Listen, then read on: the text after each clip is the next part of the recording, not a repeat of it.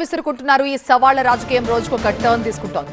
మరోవైపు మంత్రి జూపల్లికి హరీష్ రావు బహిరంగ లేఖ రాశారు. మరొకసారి బీఆర్ఎస్ అప్పులపై కాంగ్రెస్ దుష్ప్రచారం చేస్తోందంటూ మండిపడుతున్నారు హరీష్ రావు. బీఆర్ఎస్ అప్పులు 4.17 లక్షల కోట్లేనని హరీష్ చెప్తూ ఉన్నారు. కావాలని తమపై తప్పుడు ప్రచారాలు చేస్తున్నారని, ప్రభుత్వ గ్యారంటీ అప్పులతో కలిపి 4.17 లక్షల కోట్లని చెప్తున్నారు. తాను అసెంబ్లీలో కూడా అదే విషయాన్ని చెప్పారంటున్నారు హరీష్ రావు. కాంగ్రెస్ ప్రభుత్వం 4.5 లక్షల కోట్లు అప్పు చేసిందని, అలాగే అప్పుల విషయంలో తప్పుడు ప్రచారాలు మానుకుని నిజాలు మాట్లాడాలంటూ హితవు పలుకుతున్నారు హరీష్ రావు. అప్పులపై ఎక్కడైనా కూడా తనకు చర్చకు సిద్ధమంటున్నారు మాజీ మంత్రి హరీష్ రావు. మంత్రి జూపల్లికి హరీష్ రావు రాసిన బహిరంగ లేఖ ఇది. బీఆర్ఎస్ అప్పులపై కాంగ్రెస్ దుష్ప్రచారాలు మానుకోవాలంటున్నారు. బీఆర్ఎస్ అప్పులు 4.17 లక్షల కోట్లని హరీష్ చెప్తున్నారు. ప్రభుత్వ గ్యారంటీ అప్పులతో కలిపి 4.17 లక్షల కోట్లే అన్నారు. తాను అసెంబ్లీలో కూడా అదే విషయాన్ని చెప్పారంటున్నారు హరీష్. ఇక కాంగ్రెస్ ప్రభుత్వం 4.5 లక్షల కోట్లు అప్పు చేసిందని, అప్పుల విషయంలో ఈ తప్పుడు ప్రచారాలు మానుకోవాలంటున్నారు. అప్పులపై ఎక్కడైనా తాను చర్చకు సిద్ధమని సవాల్ విసిరారు హరీష్ రావు. మా ప్రతినిధి రంజిత్ ఉన్నారు దీనిపై మరింత సమాచారంతో. రంజిత్, హరీష్ రావు లేఖలో ఇంకా ఎలాంటి విషయాలు ప్రస్తావించారు?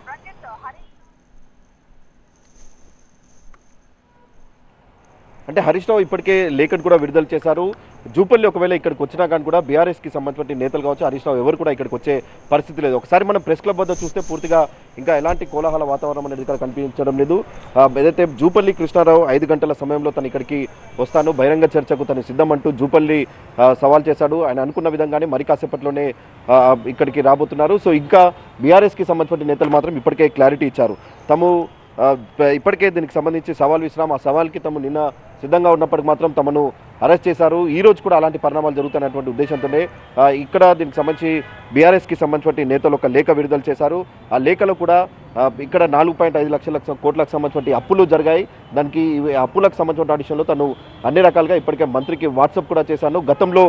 గతంలో జరిగినటువంటి అసెంబ్లీలో చేసినటువంటి ప్రకటనలు కావచ్చు, ఆ తర్వాత మంత్రికి సంబంధించి ఏదైతే ఆర్బీఐకి సంబంధించిన నివేదికలు కావచ్చు, ఇవన్నీ కూడా ఇప్పటికే మంత్రికి వాట్సాప్ చేశాను అన్నటువంటి విషయాన్ని ఇటు హరీష్ రావు తన లేఖలో పేర్కొన్నాడు. ఏదైతే కాంగ్రెస్కి సంబంధించిన నేతల్లో కూడా ఇంకా ఇప్పటివరకు ప్రెస్ క్లబ్ చేరుకునే పరిస్థితి కనిపిస్తూ ఉంది. టూరిజం ప్లాజాలో ఉన్నటువంటి మంత్రి జూపల్లి మరి కాసేపట్లోనే ఇక్కడికి చేరుకునే అవకాశం కనిపిస్తుంది. ఒకవేళ మంత్రి జూపల్లి ఇక్కడికి చేరుకున్నా కానీ కూడా ఇప్పటికే నోట్ విడుదల చేశారు కాబట్టి బీఆర్ఎస్కి సంబంధించిన నేతలు ఎవరు ఇక్కడికి వచ్చేటువంటి పరిస్థితి అయితే కనిపించడం లేదు. ఒకవేళ కాంగ్రెస్కి సంబంధించిన ఇక్కడ ఎలాంటి వాతావరణం అయితే లేదు. అయితే మంత్రి జూపల్లి వెంటనే కాంగ్రెస్కి సంబంధించిన నేతలంతా కూడా ఇక్కడికి వచ్చే పరిస్థితులే కనిపిస్తున్నాయి. ఇప్పటికే ఒక లేఖను విడుదల చేశారు. ఆ లేఖలో తమ ఏదైతే గతంలో చేసినటువంటి స్టేట్మెంట్ కట్టుబడి ఉన్నామన్నటువంటి విషయాన్ని మాజీ మంత్రి హరీష్ రావు చెప్తున్నారు. 4.5 లక్షల కోట్లకు సంబంధించిన అప్పు ఏదైతే ఉందో ఆ అప్పుకు సంబంధించిన విషయంలో గతంలో ఆర్బీఐకి సంబంధించిన నివేదికలు ఏవవుతున్నాయి వీటన్నిటిని కూడా మంత్రికి సంబంధించిన వాట్సాప్ నంబర్కి పంపాను.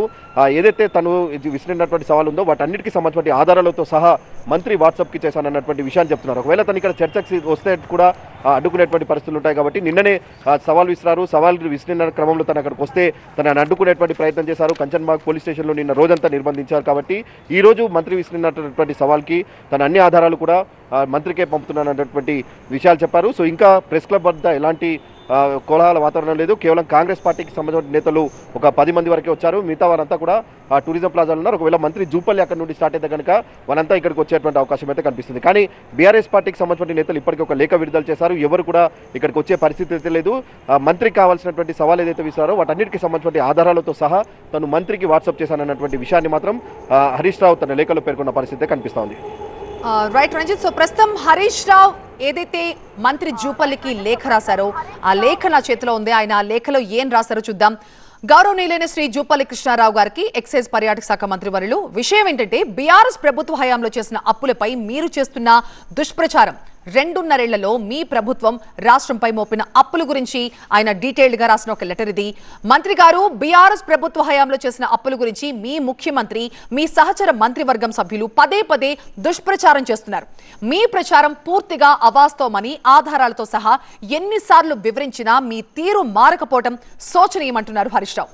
9.5 బీఆర్ఎస్ ప్రభుత్వం తీసుకున్న రుణాలు గ్యారంటీ ఇచ్చి ప్రభుత్వం చెల్లించే రుణాలు మొత్తం కలిపితే 4.17 లక్షల కోట్లు మాత్రమేనని నేను అసెంబ్లీలో కూడా అదే విషయం చెప్పారన్నారు హరీష్ రావు.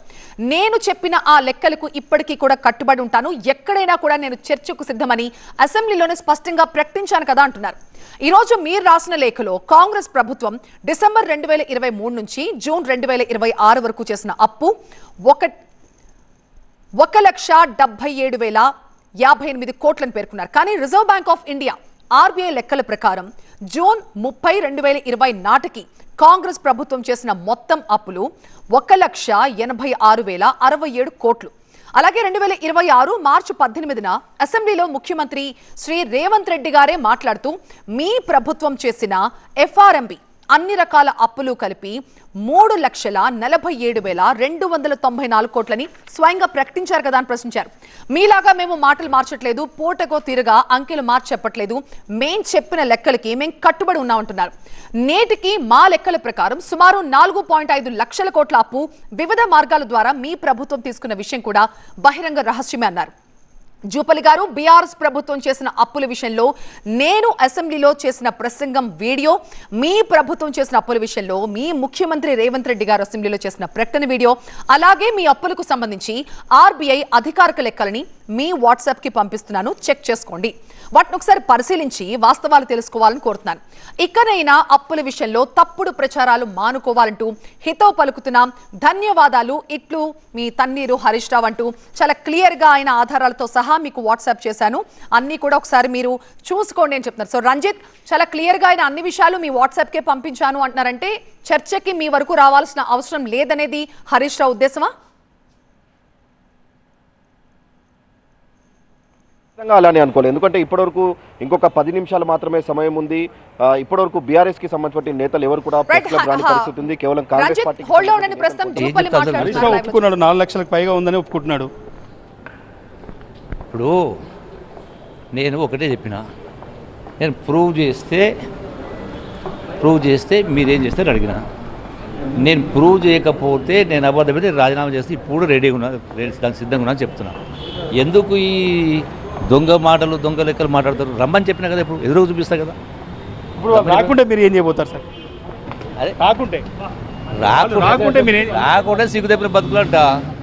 ఎందుకు రావట్లేదు? ఇది మంత్రి జూపల్లి కృష్ణారావు బయలుదేరి వెళ్తున్నారు. చూడొచ్చు, కొద్దిసేపట్లో ఆయన ప్రెస్ క్లబ్కి చేరుకునే అవకాశం కనిపిస్తుంది. ప్రస్తుతం ఇక్కడ హర్తా ప్లాజా నుంచి మంత్రి జూపల్లి అయితే ప్రెస్ క్లబ్కి బయలుదేరే దృశ్యాలు అయితే మనం చూస్తున్నాం. సో రంజిత్, ప్రస్తుతం జూపల్లి అయితే ప్రెస్ క్లబ్ కి ఆయన చెప్పినట్లుగానే బయలుదేరి వెళ్తూ ఉన్నారు. ఆయనకి హరీష్ రావు రాసిన లేఖ కూడా ఆయనకి చేరే ఉంటుంది, బట్ స్టిల్ ఆయన చర్చకు రెడీ అని తను చెప్పిన టైం కల్లా ప్రెస్ క్లబ్ కి బయలుదేరారు. మరి బీఆర్ఎస్ వైపు నుంచి ఎవరైనా వెళ్ళే అవకాశం కనిపిస్తోందా? అంటే ఇప్పటివరకు బీఆర్ఎస్ నేతలు ఎవరు కూడా ఇక్కడికి రాని పరిస్థితి ఉంది. ఒక నోట్ విడుదల చేశారు, ఆ నోట్కే తాము కట్టుబడి ఉన్నామన్నటువంటి విషయాన్ని బీఆర్ఎస్ నేతలు చెప్తున్నారు. కాంగ్రెస్ పార్టీకి సంబంధించిన నేతలు కూడా పెద్ద ఇక్కడ రాదు, కేవలం కొంతమంది కార్యకర్తలు మాత్రమే, ఒక 10 మంది వరకు మాత్రమే ఇప్పుడు ప్రెస్ క్లబ్కి చేరుకున్నారు. మరి కాసేపట్లోనే మంత్రి టూరిజం ప్లాజా నుంచి సోమాజిగూడ ప్రెస్ క్లబ్ చేరుకోవడానికి సరిగ్గా 10 నిమిషాల సమయం పడుతుంది. ఈ 10 నిమిషాల్లోనే మంత్రితో పాటు మంత్రి వెంట తన అనుచరులు కూడా ఇక్కడికి రాబోతున్నారు. సో మంత్రి ఇక్కడికి వచ్చిన తర్వాత ఏం మాట్లాడతారనేది కూడా చూడాలి, ఎందుకంటే ఇప్పుడు ఇచ్చినటువంటి నోట్ పైన కూడా ఎలాంటి క్లారిఫికేషన్ ఇస్తారనేది కూడా చూడాలి. తను ఇచ్చినటువంటి రెండో సవాల్కి కట్టుబడి ఉండాలన్నట్టు కూడా ఇప్పుడు జూపల్లి అనే కొద్దిసేపటి క్రితమే టూరిజం ప్లాజాలో మాట్లాడుతూ కూడా ఆయన ఇక్కడికి ప్రెస్ క్లబ్కి వస్తున్నారు. సో ఇప్పటికే బీఆర్ఎస్ పార్టీకి సంబంధించి నేతలకు సంబంధించిన హడావిడి ఏమి ఇక్కడ కనిపించడం లేదు. కొద్దిసేపటి క్రితమే ఇక్కడ మనం చూస్తే పంజాగుట్ట పోలీసులు చేరుకున్నారు. ఇప్పుడిప్పుడే ప్రెస్ క్లబ్కి కాంగ్రెస్ పార్టీకి సంబంధించి ఎమ్మెల్యేలు చేరుకుంటున్నారు. మనం చూడొచ్చు, ప్రస్తుతం Shadnagar MLA Somajiguda press club చేరుకుంటున్నారు. ఇప్పుడే జూపల్లి సోమాజిగూడ ప్రెస్ క్లబ్కి వస్తున్నారు అన్నటువంటి దాంతో కూడా ఇప్పుడిప్పుడే కాంగ్రెస్ పార్టీకి సంబంధించిన ఎమ్మెల్యేల నేతలు కూడా ఇక్కడికి చేరుకుంటున్న పరిస్థితి అయితే కనిపిస్తూ ఉంది. సో బీఆర్ఎస్ పార్టీకి సంబంధించిన నేతలు ఇంకా ఎవరు ఇక్కడికి రాని పరిస్థితి ఉంది. ఒకవేళ బీఆర్ఎస్ పార్టీకి సంబంధించిన నేతలు వస్తారన్నటువంటి దాంతో కూడా ఇక్కడ సోమాజిగూడ ప్రెస్ క్లబ్ వద్ద ముందస్తుగా పోలీసులను కూడా మోహరించారు. సో ఇప్పటివరకు ఎలాంటి కోలాహలం అనేది లేదు, కేవలం కాంగ్రెస్ పార్టీకి సంబంధించిన కొంతమంది నేతలు, ఒక ఎమ్మెల్యే మాత్రం ఇక్కడికి చేరుకున్నారు. మరి కాసేపట్లోనే జూపల్లి కృష్ణారావు ఇక్కడికి చేరుకోబోతున్నారు. సరిగ్గా సోమాజిగూడ ప్రెస్ క్లబ్ రావాలంటే టూరిజం ప్లాజా నుండి 10 నిమిషాలు పడుతుంది. మరో 10 నిమిషాల్లో అంటే అతను అనుకున్నటువంటి సమయం 5 గంటల సమయం వరకు కూడా ఇక్కడికి చేరుకునేటువంటి అవకాశాలు అయితే కనిపిస్తున్నాయి. సో ఇప్పటికే బీఆర్ఎస్కి సంబంధించిన నేతలు కావచ్చు, ఆ తర్వాత మాజీ మంత్రి హరీష్ రావు లేఖను విడుదల చేశారు. ఆ లేఖలో కూడా అన్ని అంశాలు పొందుపరిచారు. ఏదైతే దీనికి సంబంధించి అప్పులకు సంబంధించినటువంటి విషయంలో ఇప్పటికే తాము అన్ని ఆధారాలు కూడా మంత్రికి పంపామంటూ ఆయన చెప్పడం కావచ్చు, ఆ లేఖలో అన్ని అంశాలను ప్రస్తావించారు. దాదాపు ఈ 4.5 లక్షల కోట్లకు సంబంధించిన అప్పు కాంగ్రెస్ ప్రభుత్వం వచ్చిన తర్వాత ఎలా చేసిందన్నటువంటి ఆధారాలతో సహా కూడా అన్ని తను ఇచ్చానన్నటువంటి విషయాన్ని చెప్తున్నారు.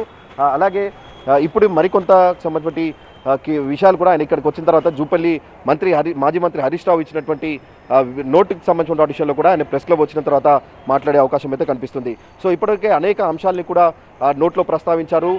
కాంగ్రెస్ ప్రభుత్వ హయాంలో జరిగినటువంటి అప్పులు కావచ్చు, ఆ తర్వాత గతంలో బీఆర్ఎస్ 9.5 ఏళ్ల పరిపాలనలో జరిగినటువంటి అప్పులకు సంబంధించిన విషయంలో కూడా ఆర్బీఐకి సంబంధించిన క్లారిఫికేషన్తో సహా తను అన్ని ఆధారాలతో సహా కూడా తను మంత్రికి వాట్సాప్ చేశానన్నటువంటి విషయాల్ని కూడా హరీష్ రావు తన నోట్లో ప్రస్తావించారు. సో ఇప్పుడు ఏదైతే అనుకున్న సమయం ప్రకారం 5 గంటలకు తను ప్రెస్ క్లబ్కి వస్తానన్నటువంటి ఏ రకమైనటువంటి సవాల్ విసిరాడో ఆ సవాల్ ప్రకారం కూడా మాజీ మంత్రి జూపల్లి కృష్ణారావు మరి కాసేపట్లోనే సోమాజిగూడ ప్రెస్ క్లబ్కి రాబోతున్నారు. ఇప్పుడే షాద్నగర్ ఎమ్మెల్యే కూడా సోమాజిగూడ ప్రెస్ క్లబ్ చేరుకున్నారు. కొంతమంది కాంగ్రెస్ పార్టీకి సంబంధించిన కార్యకర్తల నేతలు మాత్రమే చేరుకున్నారు. మరో 5 నిమిషాల వ్యవధిలోనే ప్రెస్ క్లబ్ కి బయలుదేరారు మంత్రి జూపల్లి కృష్ణారావు. మరి బీఆర్ఎస్ నేతలు వస్తారా రారు? ఇప్పటికైతే హరీష్ రావు పూర్తి సమాచారాన్ని అన్ని ఆధారాలు కూడా మంత్రి గారు మీ వాట్సాప్ కి పంపించాను, దయచేసి చెక్ చేసుకోండి, మా మీద ఇలాంటి విషపు ప్రచారాలు అబద్ధపు ప్రచారాలు మానుకోండి అంటూ హితో పలికారు Harish Rao. That's all for now.